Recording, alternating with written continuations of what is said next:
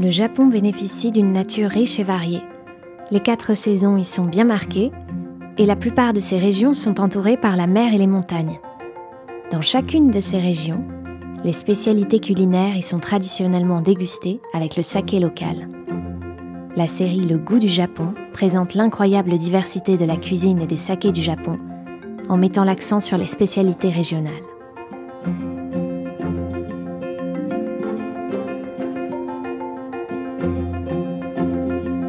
Le goût du Japon.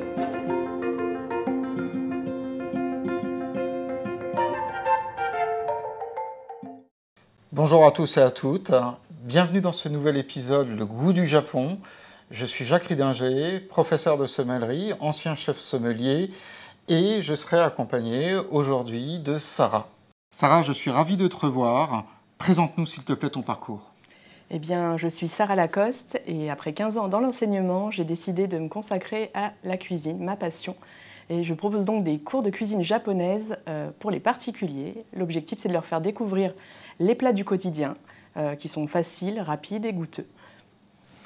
Aujourd'hui, le sujet, c'est la préfecture de Nagano. Nagano, évidemment, connu pour ses Jeux olympiques d'hiver en 98, pour ses reliefs, pour sa gastronomie, pour ses sakés, et une gastronomie qui est assez particulière, qui est notamment à base d'une plante, le sarrasin, qui est sans gluten, et qui est un plat qui s'appelle le soba sarrasin, et qui est un plat extrêmement délicat. On a, avec quelques sakés de Nagano, qui ont de belles particularités, on va pouvoir les marier ensemble. Je vous invite à découvrir la préfecture de Nagano par une courte vidéo.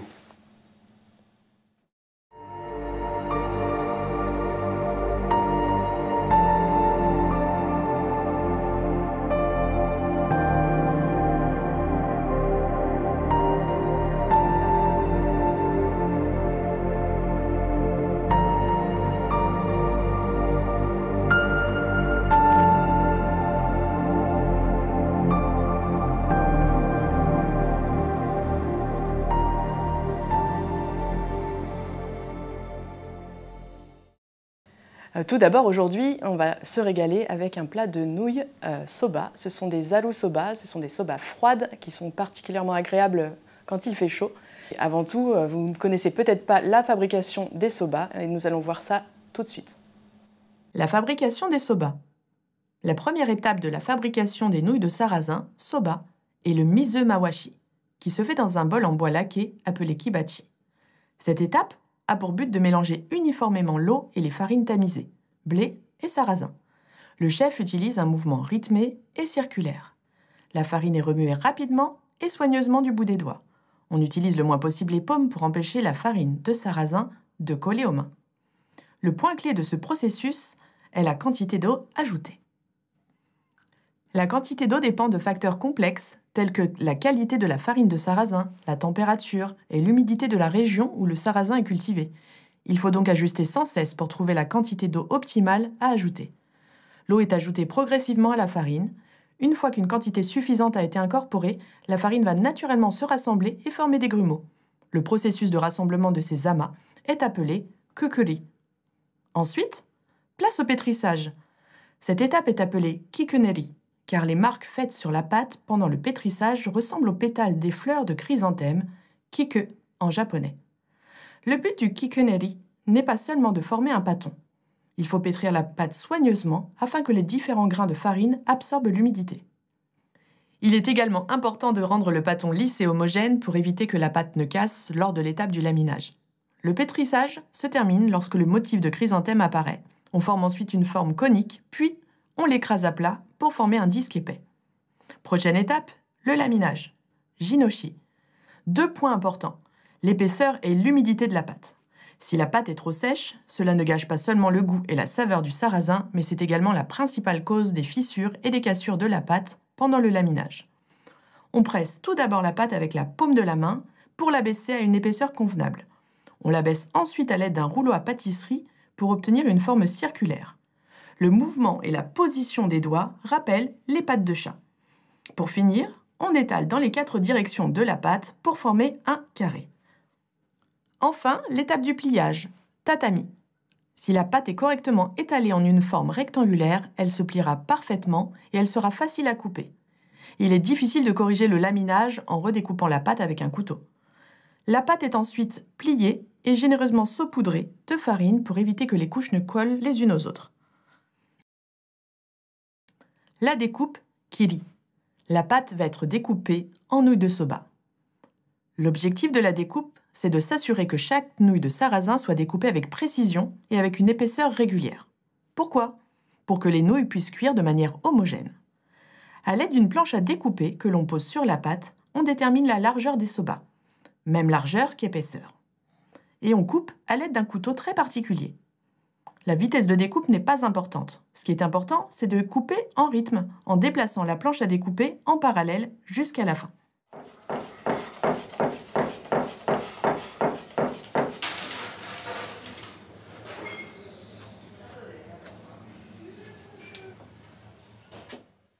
Bien, c'est parti pour la première recette, donc les zaru soba.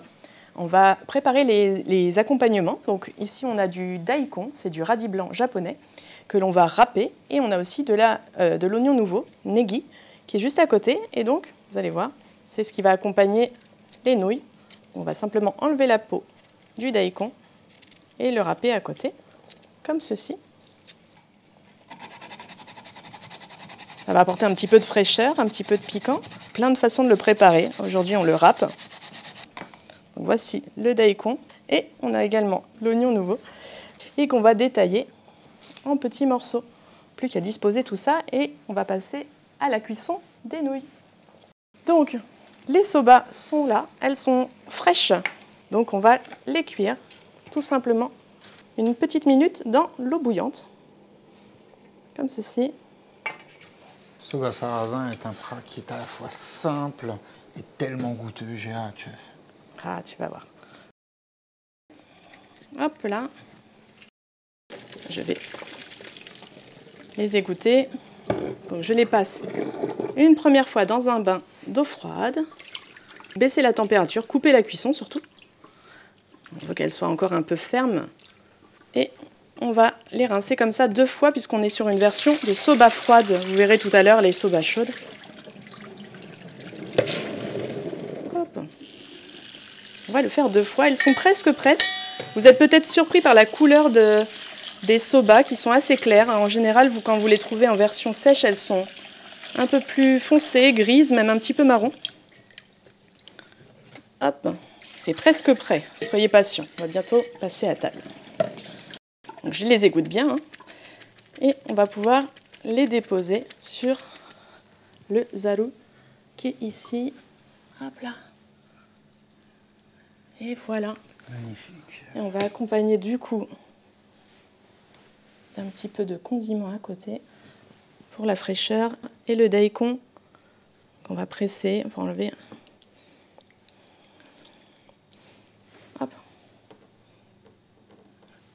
Je vais maintenant ajouter un petit peu de wasabi. Alors le wasabi, celui-ci c'est du vrai wasabi, celui que vous connaissez souvent. C'est plutôt du réfort mélangé avec de la moutarde, de la poudre de moutarde. Et donc ça va permettre d'avoir plusieurs condiments pour améliorer la petite sauce qui se trouve ici. Ça s'appelle mensuyu. C'est un mélange de dashi, dont je vous parlerai tout à l'heure pour la deuxième recette, et de mirin et de shoyu et un petit peu de sucre. Donc on va passer à la dégustation. Waouh. Voilà. Tiens Jacques. Merci infiniment. Donc tu vas attraper tes nouilles et tu vas pouvoir donc les tremper. Ce sont des nouilles qu'on fait tremper dans la sauce. Et après tu vas pouvoir faire un petit slurp parce que c'est tellement amusant, sans t'en mettre partout. Et du coup dans ta sauce tu peux aussi rajouter ces petits condiments. D'accord. Voilà. Donc si tu veux que ce soit un peu plus piquant, c'est possible. Un petit peu de wasabi, un peu de daikon râpé. De la ciboule aussi, parce que ça c'est super bon. C'est absolument superbe. Qu'est-ce que c'est bon? C'est on parfait a cette là. texture qui est ferme, fondante, et on a l'ensemble des saveurs de base. On a à la fois, c'est un mélange de textures, de saveurs et de parfums. On a à la fois le côté, j'allais dire un petit peu al dente, c'est-à-dire qu'en fait c'est pas du tout du féculent. On sort carrément de la pâte. On va y rajouter, effectivement, je trouve que c'est très intéressant, de rajouter les herbes qui sont à côté. Ça donne un côté beaucoup plus sapide. Et moi, je te propose de goûter quelque chose avec. Un petit Alors, saké le qui va bien premier avec. saké que j'aimerais te présenter, c'est celui-ci. Un Arasebara de la préfecture de Nagano. On est sur un saké qui est très pur, qui est extrêmement taillé. Merci. Qui est fait avec le riz le plus réputé pour faire du saké. Et là, on va pouvoir faire le lien, justement, avec ce plat. On a ce côté sapide, et puis on a ces arômes très floraux, très taillés, c'est très pur.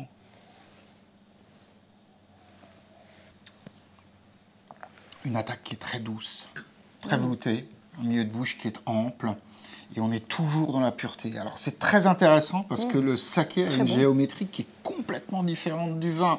Le vin, on va y rechercher du volume, on va y rechercher de la longueur. Là, ce qu'on va y retrouver, c'est le minimalisme à la japonaise. Tout n'est qu'équilibre. Cette petite entrée, entre guillemets, ça commence très bien. C'est un beau voyage. Oui. On va passer maintenant à la deuxième recette. Donc, vous venez de voir les nouilles froides, zaru soba. On va passer à des nouilles soba dans un bouillon chaud. Pour cela, on a besoin de préparer un bouillon dashi. Celui-ci est un bouillon dashi végétarien, donc avec de l'algue kombu que vous voyez ici, qui est un exhausteur de goût naturel. On peut aussi rajouter des champignons shiitake ou faire une version avec des copeaux de bonite séchés qui s'appelle le katsuobushi. On va rester sur cette version et vous voyez à côté, le bouillon se réchauffe tranquillement. C'est le bouillon pour la soupe, pour les soba que l'on va déguster juste après. C'est un mélange de dashi, mais également de kaishi, dont je vous ai parlé tout à l'heure. Mais cette fois-ci, on va être sur une grande proportion de dashi et un tout petit peu de kaishi. Ce sera beaucoup plus dilué, beaucoup plus léger que la première sauce dans laquelle on a trempé les soba. On va donc déjà préparer des petits champignons shiitake que voici. On va les émincer finement et les rajouter au bouillon. Ça va apporter du goût, ça va être parfait dans notre plat. On n'aura plus qu'à cuire les nouilles et le plat sera presque prêt. J'ai oublié de vous dire que ce plat allait être servi avec du magret de canard fumé. Vous allez voir, l'association est parfaite. Donc les petits champignons sont tranquillement dans la soupe. Il ne reste plus qu'à cuire les soba. Cette fois-ci, la cuisson est un petit peu différente. On va les cuire 30 secondes dans l'eau bouillante. Je les dépose délicatement dans l'eau bouillante. Donc cette fois-ci, la cuisson est beaucoup plus courte, 30 secondes, c'est ça? 30 secondes seulement. En fait, comme elles vont être ensuite dans un bouillon chaud, il ne faudrait quand même pas faire une surcuisson. Et comme tu l'as noté tout à l'heure, Jacques, il y avait quand même de la mâche et de la texture en bouche. Exactement. Et si on les cuit trop, c'est comme les pâtes à l'italienne. Après, c'est pas bon. On veut rester sur conserver quelque chose cette mâche. d'al dente. Donc ça va être assez rapide, 30 secondes. Vous voyez, ça va aller assez vite. Vous allez voir. Donc, je les égoutte. Cette fois-ci, je les passe dans l'eau froide. Je stoppe la cuisson quand même. Et puis, je vais les repasser dans le bouillon chaud. Et là, tout va pouvoir se préparer. Hop, regardez, hop là. On leur redonne un petit coup de chaud, très rapidement. Et on va les déposer dans ce grand bol. C'est un bol pour les soba chaudes. Hop là, ils sont très bien au fond. Vous voyez les champignons shiitake. Ça commence à être très agréable. Ça sent très bon. Il ne nous reste plus qu'à déposer des petits magrets de canard fumé qui vont gentiment continuer de cuire dans le bouillon qui est chaud et un petit peu de verre. Voilà. Les soba chaudes sont prêtes, Jacques. Je t'invite à déguster. Alors il a plus de mots là. Non, il y a l'effet waouh, évidemment. Super, c'est ce qu'on recherche. Bien sûr. Je t'accompagne. C'est extrêmement goûteux. Hein.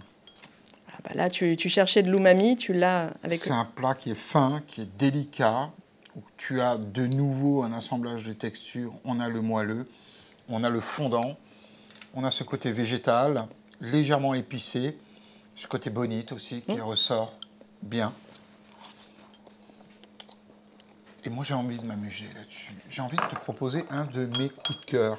C'est la maison Miyasaka, qui est une très, très ancienne maison. Je te présente le Aka Masumi, qui est pour moi un produit d'exception. Et la particularité, en fait, c'est qu'un producteur qui a réussi à faire de l'une de ses levures indigènes une levure nationale, la levure numéro 7. On est sur quelque chose de très fin, de très taillé, de très pur. On est vraiment sur l'archétype du minimalisme japonais. C'est merveilleux. Asa Masumi, ça veut dire transparence ou vérité. Et là, je vais t'inviter à déguster ce grand cru. On a une robe qui est extrêmement limpide, très transparente, à peine colorée. Un premier nez discret, équilibré, pur. Et c'est à l'aération que la magie se produit. On a ce côté lacté, épicé. Et alors, pour le coup, l'umami, ici, on va en avoir plein la bouche. C'est absolument fantastique. Je t'invite à le goûter.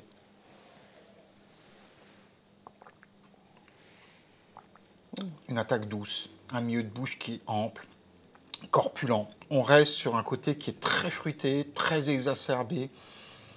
On garde ce côté gras et en même temps, c'est un des sakés qui a une longueur en bouche absolument exceptionnelle. Et on va terminer ce voyage à Nagano autour des soba avec un peu de douceur. Hein, t'aimes les desserts? C'est mon point faible. Ah bon, bah écoute, je vais te proposer une petite recette à base de sarrasin et en plus on est sur une recette 100% sans gluten. On va partir sur un petit mélange français et japonais puisqu'on va faire des financiers au sobacha. Et là, vous vous dites, c'est quoi le sobacha? Le sobacha, c'est le thé, ou plutôt l'infusion. L'infusion à base de sarrasin. Du coup, on a du sobacha torréfié en poudre et on l'a aussi vraiment sous forme de petites graines qui sont grillées et c'est avec cela qu'on peut faire du thé. Pour cette petite recette de financier, je vais vous présenter les ingrédients. Donc, on a les ingrédients secs, donc vous allez avoir du sucre glace, de la poudre d'amande, que vous pouvez substituer avec de la poudre de noisette par exemple. Nous avons de la farine de sarrasin, et c'est là le sans gluten, on n'a pas de farine de blé dans cette recette, de la poudre de sobacha torréfié et du sobacha torréfié. Pour les ingrédients liquides, du beurre fondu et des blancs d'œufs. Même pas besoin de monter les blancs en neige. Vous allez voir, c'est vraiment pas compliqué, tout le monde peut le faire. Et c'est parti du coup. On va d'abord mélanger les poudres. En pâtisserie, on fait souvent comme ça. On mélange toutes les parties en poudre. Ça va jusque-là, Jacques? Tout va bien. Ça va. Toutes les poudres. Ça, c'est pas pour tout de suite, vous verrez, c'est pour la déco. On va mélanger tout ça. Il ne restera plus qu'à incorporer les liquides. Je vais peut-être avoir besoin de toi, Jacques. Veux-tu me donner un petit coup de main? Avec plaisir. Est-ce que tu peux ajouter les blancs d'œufs, s'il te plaît? Vous voyez comme c'est simple? Vous avez simplement en cuisson, là, pour le moment, à faire fondre le beurre. Vous pouvez le faire fondre, si vous n'avez pas trop de temps, vous le faites fondre très rapidement au micro-ondes. Sinon, vous le faites à la casserole et vous faites même un beurre noisette. Donc vous le laissez légèrement colorer. Ça apportera un bon petit goût en plus à vos financiers. Donc on commence à avoir une jolie petite pâte. Est-ce que tu peux me rajouter le beurre fondu, s'il te plaît? On est sur du beurre doux. J'ai un super assistant, n'est-ce pas? Merci. Équipe de choc. Et vous avez vu, je n'ai pas chronométré cette recette, mais je peux vous dire que on a quasiment fini. On se retrouve avec une pâte. Il faut bien incorporer le beurre. Et il n'y aura plus qu'à les déposer dans un moule. Et donc, on a juste à déposer la pâte dans les moules. Est-ce que, Jacques, tu peux me donner un dernier petit coup de main? Allons-y. Si ça te va. Oups. C'est de mettre des petites graines sur le dessus. Ouais. Ça va apporter du croquant. C'est torréfié, donc ça va apporter un petit côté grillé. Et Jacques, j'ai hâte de voir la proposition que tu vas nous faire avec le saké. J'ai déjà une belle idée. La recette est déjà finie. On n'a plus qu'à enfourner. Hop! Direction le four pour une cuisson de 15 minutes environ à 180 degrés. Les voici, ces petits financiers que l'on va déguster. Jacques, je te laisse nous présenter, le saké qui va bien. Eh bien, aller écoute, avec. après avoir fait un petit tour avec les 2 premiers sakés sur la préfecture de Nagano, on a vu l'Alasebara et l'Akamasumi, de Junmai Ginjo, on va terminer sur un Kotsuki, qui est un Junmai Dan Ginjo, qui veut dire parfum de lune, avec un taux de polissage à 40%. Merci. Kampai. Ah, Kampai.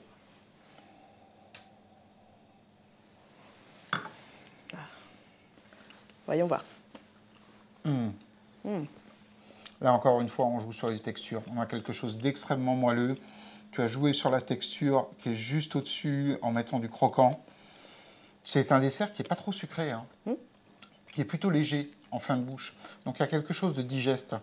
Et j'ai voulu prendre quelque chose qui en soit de même, quelque chose de très digeste. On a quelque chose de très exubérant, en fait. On est sur un Kotsuki avec un premier nez qui est extrêmement fruité, floral, très complexe. On est sur de l'épice, sur de la cardamome. On a ce côté un tout petit peu eucalyptus. Et on est toujours sur un très très bel équilibre.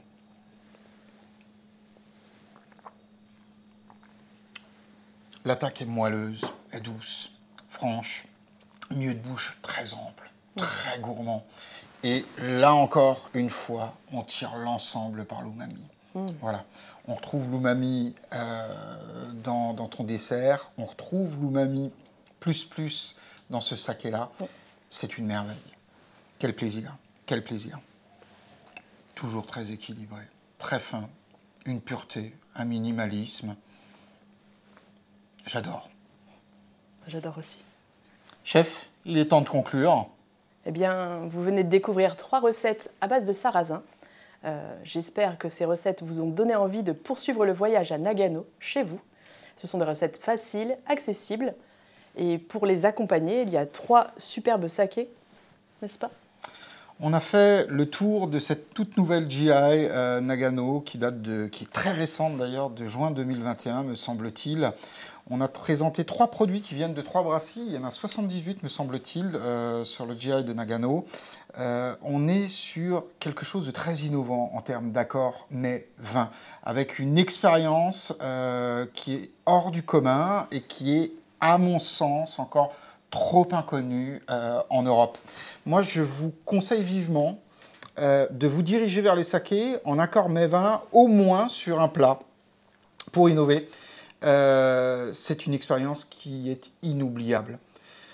Je vous dis à bientôt sur de nouveaux épisodes. Merci de nous avoir suivis. Merci, à bientôt. Et à bientôt.